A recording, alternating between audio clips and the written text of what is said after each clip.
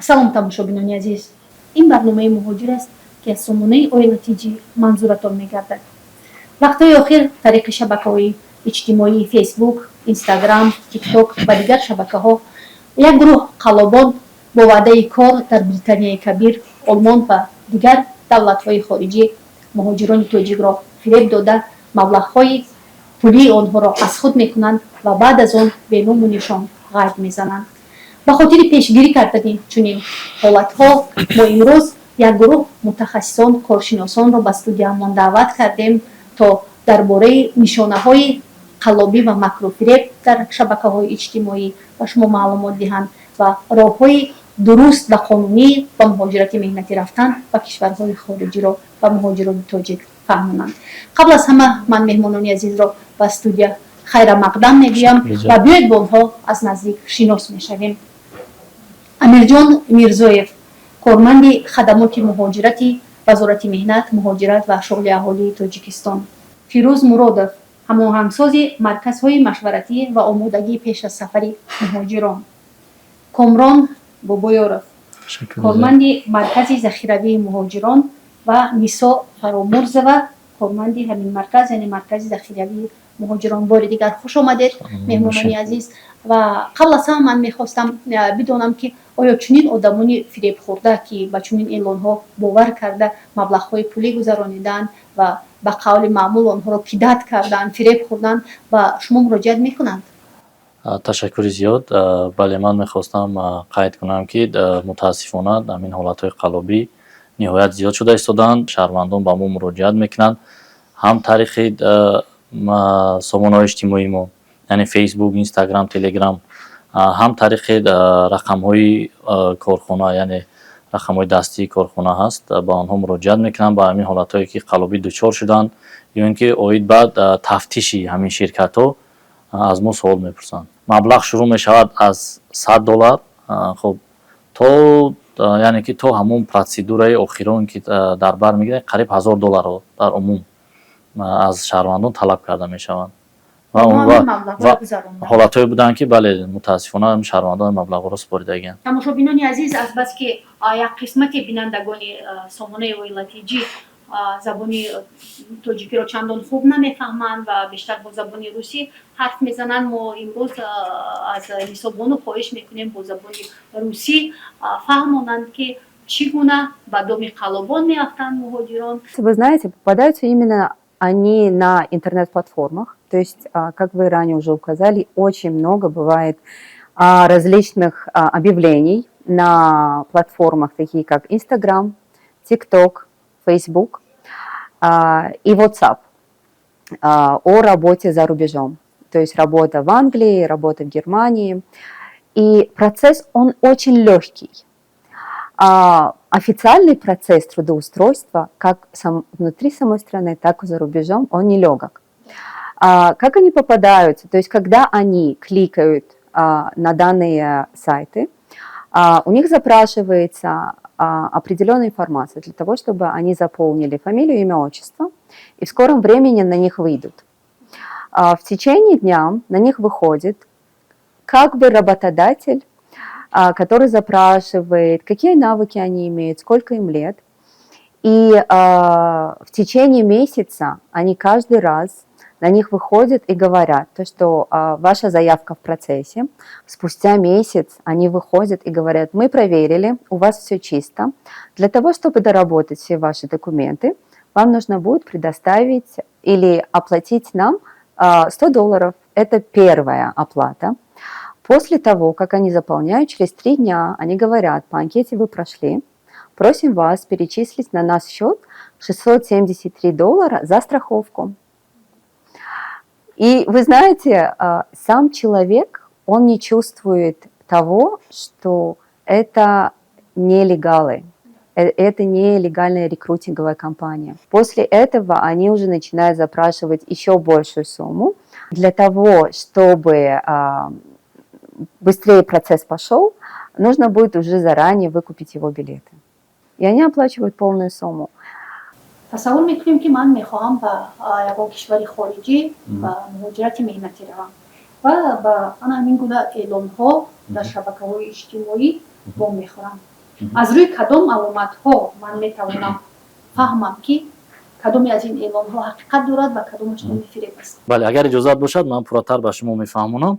дар ин ҷо навистагӣ ки кор дар Лондон, яъне ки корманди техникӣ ба мо лозим аст дар меҳмонхонаи Hilton. аз номи ширкатҳои машҳур суҳбат карда истоданд. Якум, дуюм ҳайати хизматрасон, ҳайати техникӣ талаб карда истоданд ва сеюм ба маоши онҳо.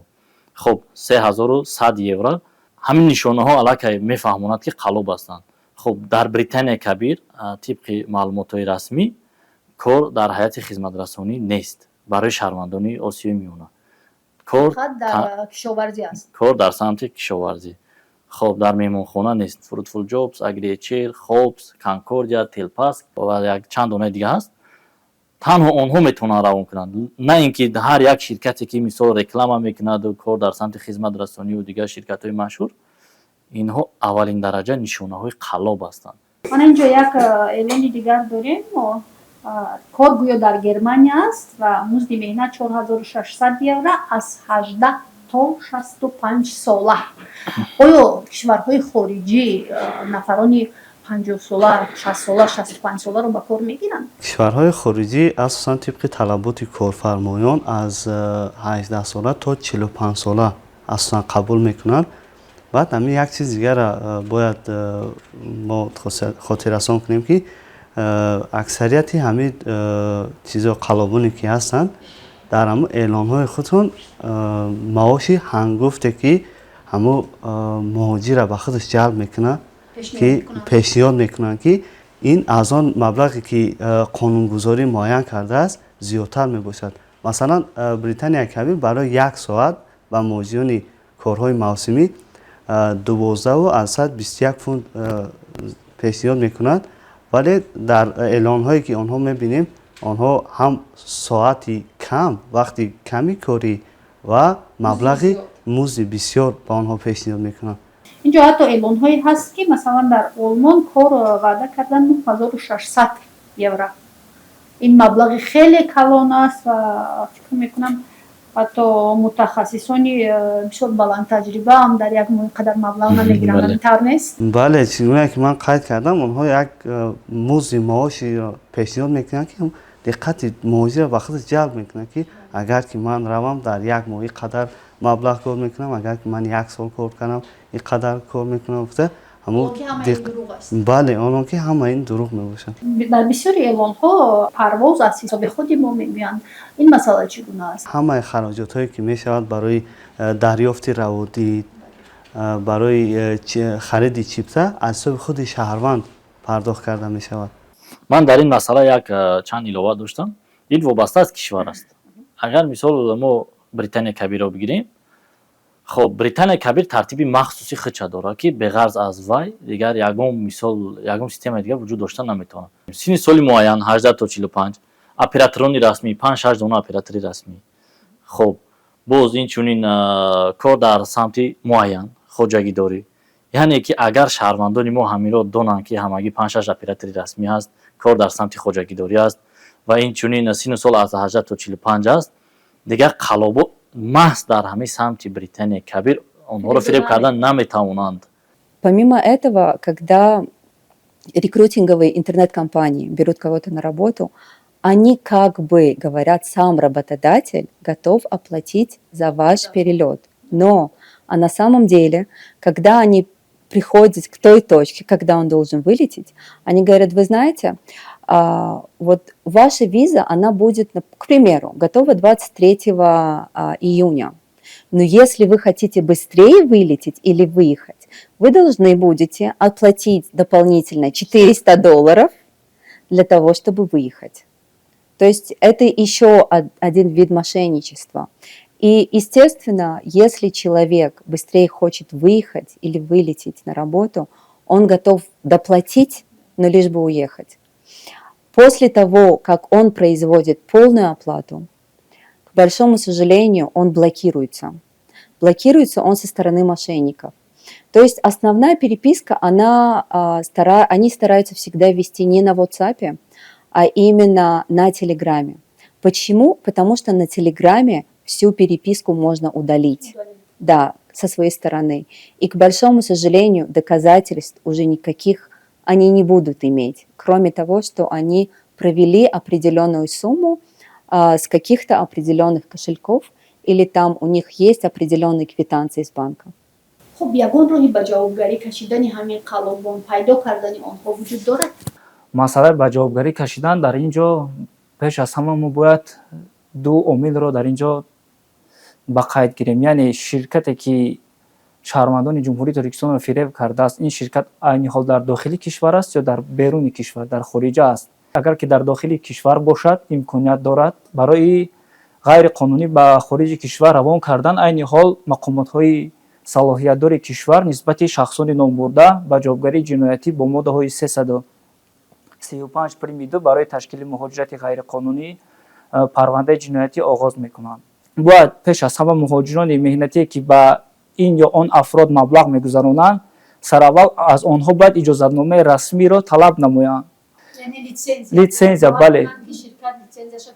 Бале, пешниҳод ҳуҷҷатҳои расмии онҳо бояд, яъне дар давлатҳои агар Аврупоро гирем, литсензияҳои онҳо яъне аз ҷониби биржаи меҳнатии ҳамон кишвар, аз ҷониби вазорати корҳои дохилӣ ё хадамоти муҳоҷират пешниҳод мегардад. Ширкате ки яъне муҳоҷири меҳнатиро ба кор ҷалб менамояд, он бояд яъне суғуртаи иҷтимоӣ дошта бошад, якум дар суратҳисоби худ махсусан яъне маблағи хеле зиёд дошта бошад ки қобилият яъне бо кор таъмин кардани муҳоҷирро дорад. Сеюм вай бояд яъне сомонаи расмӣ дошта бошад дар шабакаи иҷтимоӣ ки муҳоҷир дар ҳақиқат тавонад маълумоти заруриро оиди ширкати яъне аз он ҷо гирад. Айни замон дар ҳудуди ҷумҳурии Тоҷикистон ба мақсади яъне пешгирӣ намудани муҳоҷирати бехатар дар сомонаи мессенҷерии WhatsApp бо хати оҷилӣ барои муҳоҷирати бехатар ва муқовимат ба хариду фурӯши одамон фаъолият дорад ки ҳама рӯза ҳар як фарди 900-800 бале ҳар як фарди ҷомеа метавонанд дар ин шабакаи мессенҷерӣ обуна шаванд. ҳангоме ки яъне корфармоёни хориҷӣ ягон эълонҳои яъне бардуруғ, яъне эълонҳои ки хусусиятҳои шубҳаангезӣ дорад, дар он ҷо яъне ирсол намоянд ва дар давоми рӯз ҷавобҳои муносибро аз он ҷо гирад. Дар он ҷо ҳам мутахассисони хадамот, ҳам ниҳодҳои дахлдори ҷумҳурӣ ва ҳам иттиҳоди ҷамъиятӣ аъзои гурӯҳ мебошанд. خب مهاجران برای به دام چنین قلابان نافتیدن چی را باید بدانند؟ مهاجران برای که به دام قلابان نافتند، اول آنها باید معلومات ضروری را دسترس نمایند. عین زمان چنانه که من گفتم خدمات مهاجرت نه تنها در شهر دوشنبه بلکه در منطقه‌های کشور نیز فعالیت دارد که در آنجا متخصصان صحوی یعنی فعالیت دارند، میتوانند با همون دعوتنامه‌ای که از خارج کشور به مهاجر مهنتی ارسال میشود طریق همین دعوتنامه به شعبه‌های خدمات مهاجرت مراجعت کنند. برای قانونی بودن شرکت معلومات دلخواه ضروری را دسترس نماید. بله. بسیار خوب. بعضا چنین اعلان‌ها از نام شرکت‌های بسیار مشهور، شرکت‌هایی که در تمام جهان نام آنها را میشناسند پخش می‌شوند. آیا همین گونه شرکت‌ها در حقیقت اعلان می‌دهند برای قبول مهاجران مهنتی؟ شرکت‌های رسمی هنگامی که اعلان‌ها را یعنی در سامانه اجتماعی نشر می‌نمایند، در آنها مبلغ طلب نمی‌کنند. همه خدمت‌رسانی بله به طور رایگان براه مانده است. باید همون ورقه یعنی به قدگیری را خود مهاجر یعنی پر کند. کارفرما ورقه یعنی به قدگیری مهاجر را پورا می‌بیند، از نظر می‌گذراند، تحلیل می‌کند. اگر که با کارفرما ضرور شد با او طریق یعنی ویدیویی یا آدیویی میبرد و با او صحبت میکند که شما یعنی برای کار در خارج راه یافتید یا نه. خب کامران، شرکت هایی که بیشتر مهاجران رو فریب میکنند یعنی قلابی میکنند بیشتر اینا شرکت های خارجی هستند یا که از داخل کشور هستند که از اون شرکت های خارجی برآمد میکنند؟ قلابانی که هستند بیشتر از خارج مردم دعوت میکنند. متاسفانه شهروندان ما با آنها زود باور میکنند. باعث تأسف است که برای باوری مردم در آمدن آنها باز بعضی از همین یعنی که از نفران استفاده می‌برند که زبان تاجیکی را میدانند. نفری پیشنهاد میکنند که این گویا که مهاجر است و از تاجیکستان آمده است و کار کرده است و اون نفرم باور میکنند که در حقیقت توسط همین شرکت آمده است و کار میکند. همین گونه روابط هستند. بله، دیگر مسئله همین است که آنها برای شهروندان ما کارتی شخصی و کارتی شبهانوکی رو аз Федератсияи Россия, аз Ҷумҳурии Қазоқистон, аз дигар бонкҳо пешниҳод мекунанд ки ба ҳамин кортҳои мо барои ҳаққи хизматрасонии мо пул гузаронанд.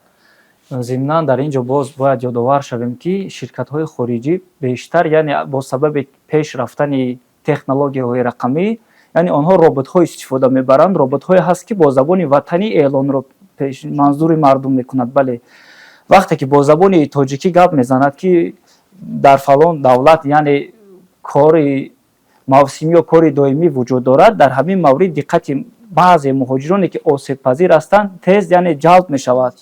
ба ҳамин хотир барои ки дуруст будани ин эълонҳо пеш аз ҳама дар шаҳри Душанбе айни замон маркази салоҳиятдори Аврупо оид ба додани раводид яъне ВФС Global фаъолият доранд. ҳангоме ки ба даъватнома аз ҷониби корфармоёни хориҷӣ манзури муҳоҷир мегардад, бо ҳамин даъватнома метавонанд ба маркази мазкур муроҷиат намоянд. Дар маркази мазкур яъне онҳо маҳзани ягона доранд ки қонунӣ будани он ширкат ба мардум маълумоти заруриро низ пешниҳод мекунанд.